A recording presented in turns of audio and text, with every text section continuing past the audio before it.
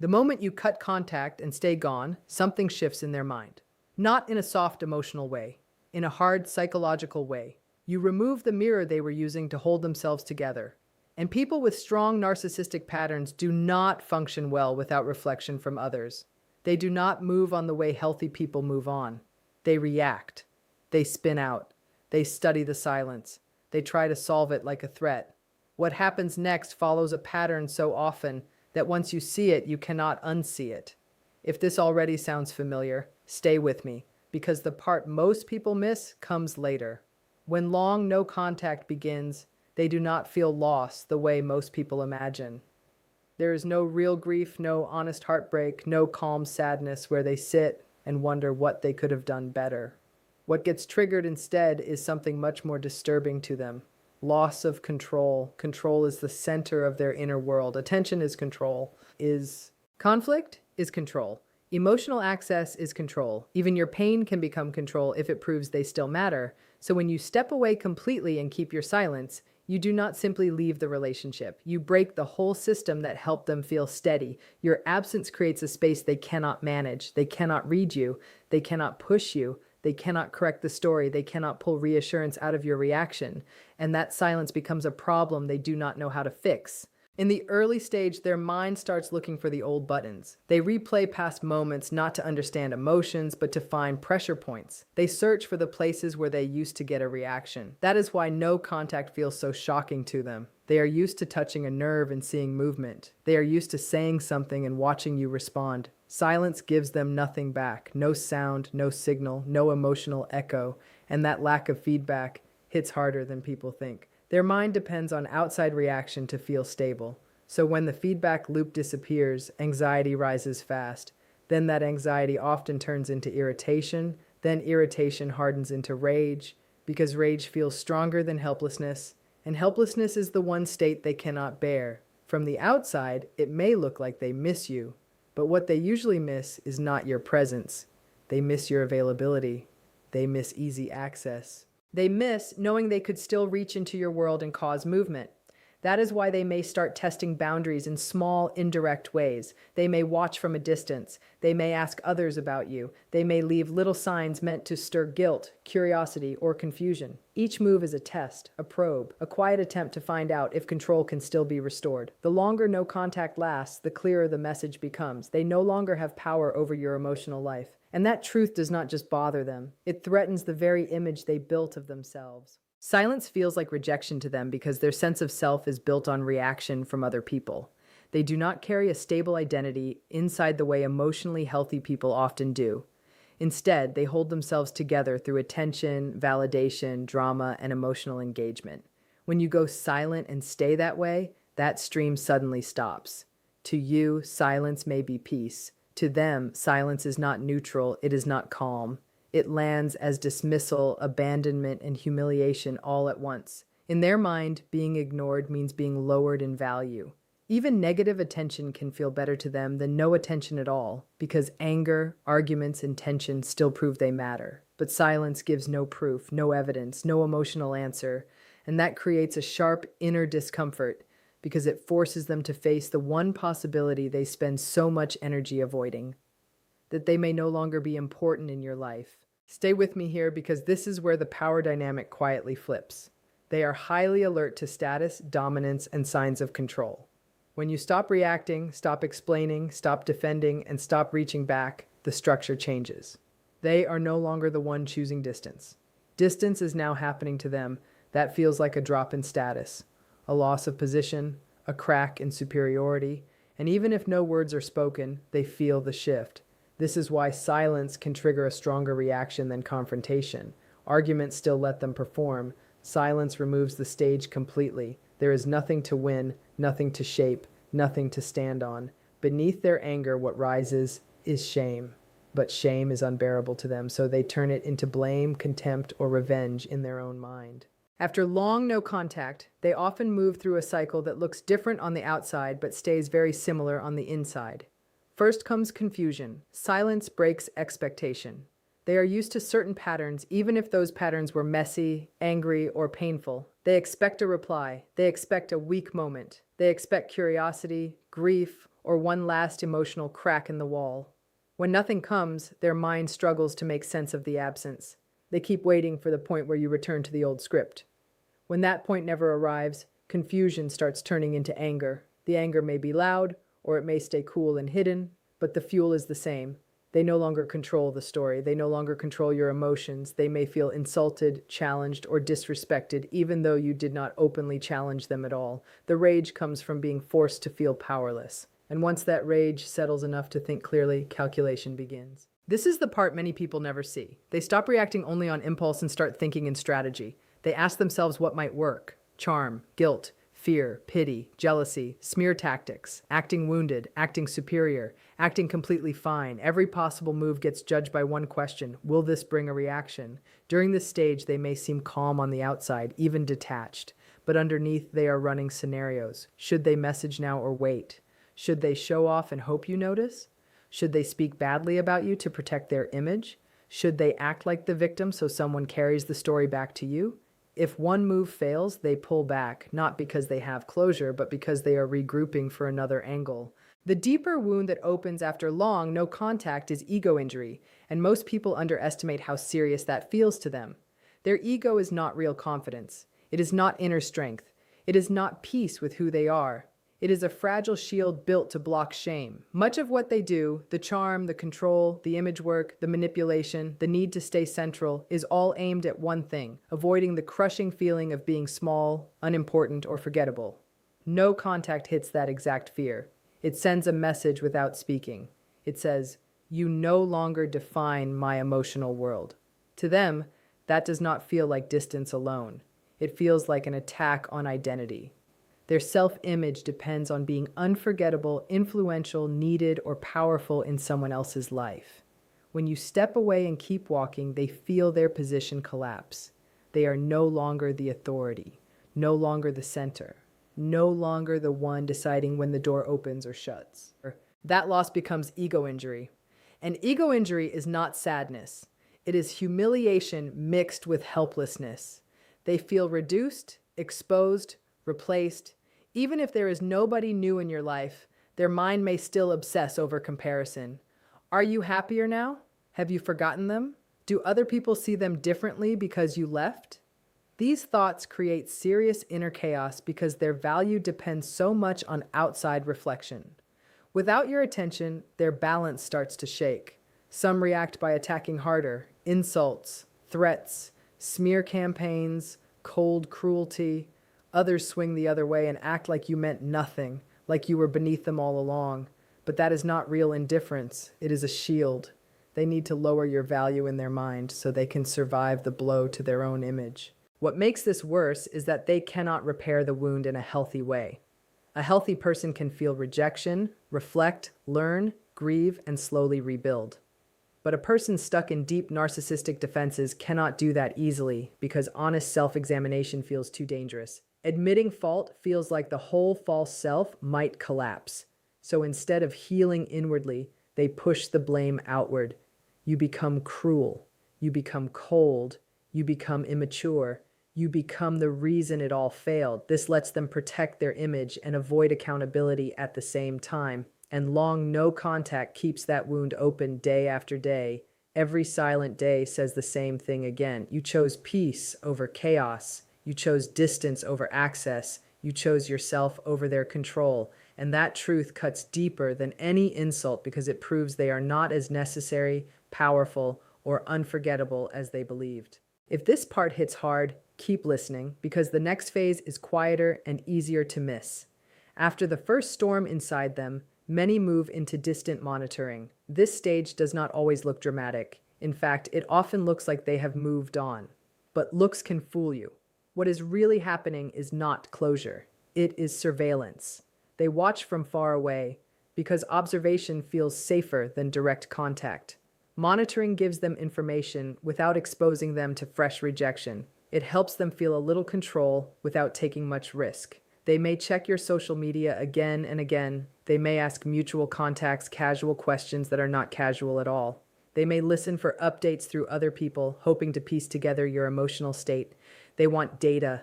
Are you sad? Are you thriving? Are you quiet? Are you angry? Are you speaking about them? Every small detail becomes evidence in their private case file. The reason they monitor is not because they want healthy closure. They are looking for leverage. If they sense that you are still hurt, confused, lonely, or emotionally tied to the past, it calms them. It tells them their influence is still alive. But if they see growth, steadiness, peace, or worse, indifference, it shakes them. Indifference is one of the most threatening things they can face because it suggests total loss of control. It says they no longer shape your inner world, and when they cannot find emotional signals, they are forced to face the possibility that they are no longer relevant. That is why they often wait before reaching out. Moving too soon risks learning something they do not want to know. Waiting lets them create a story that protects them. They may tell themselves you are pretending to be fine. They may assume you will break eventually. They may decide your silence is only temporary, and that time will bring you back. These stories help them hold on to superiority while they stay in the background and watch. Monitoring also protects their public image. By staying quiet, they can later say they were the one who let go, the one who was unbothered, the one who chose distance for noble reasons. This image matters deeply to them, especially where reputation feels like power. If they eventually make a move, it is usually not raw emotion spilling out. It is calculated. It is based on what they think will bring the strongest reaction with the lowest chance of rejection. But long no contact weakens even this stage. When there is little to observe, no emotional trail, no easy access, the watching becomes empty. And when observation stops giving useful data, frustration returns sharper than before. As time goes on and no contact stays firm, their attempts to pull you back do not always stop. They evolve. At first, the attempts can be obvious: emotional messages, sudden anger, random check-ins, blunt guilt trips. But after a long period of silence, they often become more careful. They learn that direct pressure may fail, so they shift into softer methods. This is where things can get confusing because the behavior may look harmless, even mature, but the motive underneath has not really changed. Strategic hoovering is designed to feel low risk. Instead of emotional speeches, you may get a plain message, a practical question, a memory dropped casually into your path, something that looks accidental, something that seems polite. The goal is not true repair, the goal is engagement. Any answer at all, even a short cold one, proves the channel is still open. And once the channel opens, influence can slowly be rebuilt. They may also use indirect routes. A mutual person suddenly mentions them. You hear that they are struggling, or changing, or doing amazingly well. These are not always random pieces of news. Sometimes they are planted stories, designed to trigger pity, guilt, jealousy, confusion, or self-doubt. All of those feelings can reopen the door without them having to knock directly. Timing matters too. They may reach toward holidays, birthdays, anniversaries, or periods when they think you are more vulnerable. But here is the twist. Your success can trigger them too. If you look stronger, happier, more settled, that can threaten them just as much as your pain once fed them. So a reach out during your best season is still a test. They are asking one silent question. Do I still have emotional weight in your life? What makes these later attempts dangerous is that they may wear the face of growth. They may sound calm, they may look respectful, they may seem more self-aware than before. But appearance is not the same as change. If chaos no longer works, they may try composure. If flattery failed, they may try neutrality. If pressure used to scare you away, they may act light and casual. They adapt because they study patterns. They notice what no longer brings results, and they change style while keeping the same core aim. Regain relevance, regain access, regain influence. That is why you have to judge the pattern, not only the tone. If repeated silence meets these refined attempts, frustration grows again. Every unanswered message and every closed door repeats the same truth no contact has been saying from the start. Access has been revoked. At that point, their behavior may go in one of two directions. It may rise into hostility, where they attack, insult, or smear. Or it may fall into withdrawal, where they go cold and disappear for a while. But even withdrawal is not always true acceptance. Sometimes it is just the point where strategy no longer pays off. Long no contact works not because it transforms them into different people, but because it removes the reward system. If every tactic leads nowhere, even the most planned behavior starts losing force. And this is important, so do not miss it. Their withdrawal is not proof that they finally understood your pain. It is more often proof that they could no longer get useful emotional return. When the game stops paying, the player may leave the table. That is not healing. That is failed access. When they can no longer regain control, many do not face the truth directly. They rewrite the story. This is not just everyday lying. It is deeper than that. It is a survival move inside the mind. They cannot easily live with a version of reality where they were rejected, powerless, or partly responsible for the breakdown. So they edit the story until it feels safer. In the new version, they were the one who pulled away.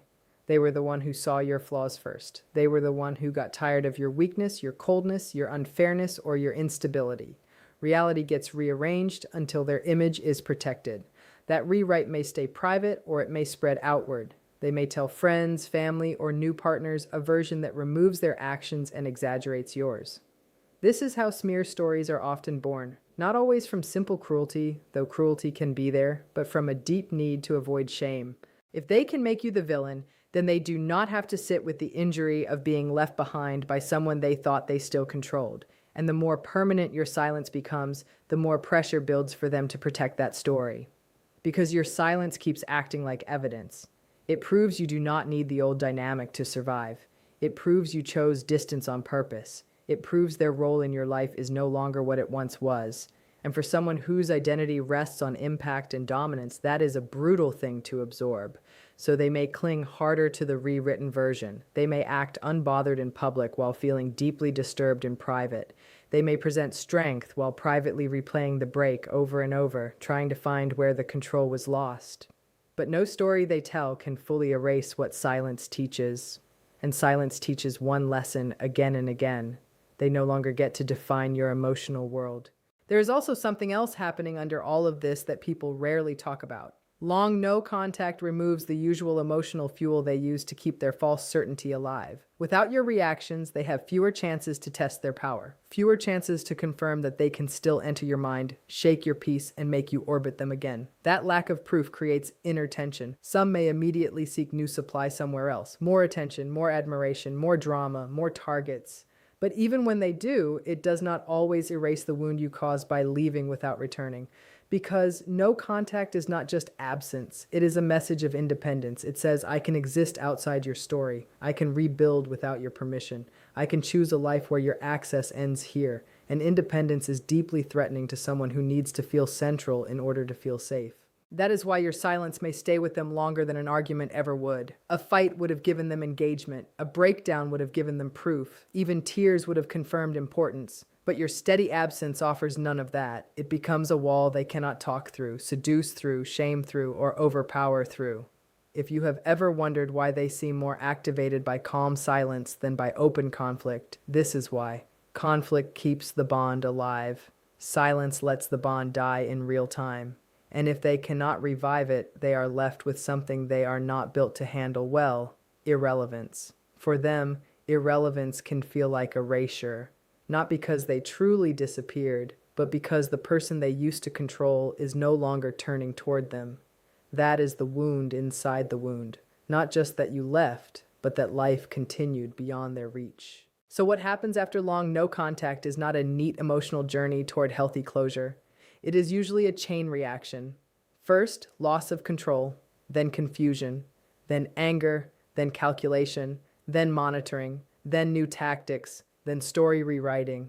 And through all of it, the hidden injury stays the same. They are struggling with the fact that their influence no longer works the way it once did. That is why staying no contact matters, not because silence punishes them, not because it makes them suddenly understand, but because it protects you from being pulled back into a cycle that feeds on your reaction. When you give no feedback, confusion has nowhere to land, rage has no target, strategy has no reward, monitoring finds less to use, and the false story they tell cannot force you back into the role they assigned you. That is the deeper power of no contact. It does not change them from the inside. It changes what they can still do to you. And if this whole pattern is opening your eyes, hold on to that clarity. Because the real goal is not to decode every move they make forever. The real goal is to stay free long enough that their moves no longer shape your life at all. That is the shift that matters most. Not whether they miss you, not whether they watch, not whether they rage, calculate, reach out, or rewrite history. What matters is that their access ends where your boundaries begin. And once that truth becomes real in your life, their old power starts fading, even if they never admit it. That is why long no contact feels so strong. It is not loud. It is not dramatic. It is not built on revenge. It is built on removal, on absence, on choosing peace again and again until your silence becomes a door that does not reopen.